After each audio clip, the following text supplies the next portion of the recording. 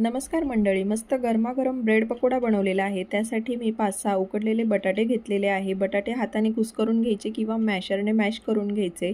बटाट्याची भाजी बनवणार आहोत, त्यासाठी 2-3 हिरव्या मिरच्या, 1 इंच आल्याचा तुकडा, 5-6 लसूणच्या पाकळ्या, 1 चमचा जिरं हे बारीक वाटून घेतलं। एका कढईमध्ये 1 मोठा चमचा तेल घेतलं, मोहरी टाकली, त्यानंतर केलेलं वाटण टाकून हळद, हिंग, चवीपुरतं मीठ टाकून फोडणी चांगली परतून घेतली। त्यात मॅश केलेला बटाटा टाकून भाजी बनवून घेतली आणि ही भाजी थंड होण्यासाठी एका ताटात काढून घेतली।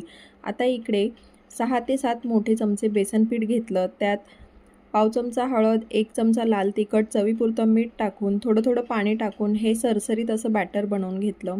इथे ब्रेडचे मी या पद्धतीने त्रिकोणी असे काप करून घेतले, त्यावर बटाट्याची भाजी लावून बेसन पिठामध्ये घोळवून मस्त तळून घेतलेले आहेत। तर अशा पावसाळी वातावरणात असा गरमागरम ब्रेड पकोडा तुम्ही नक्की ट्राय करा।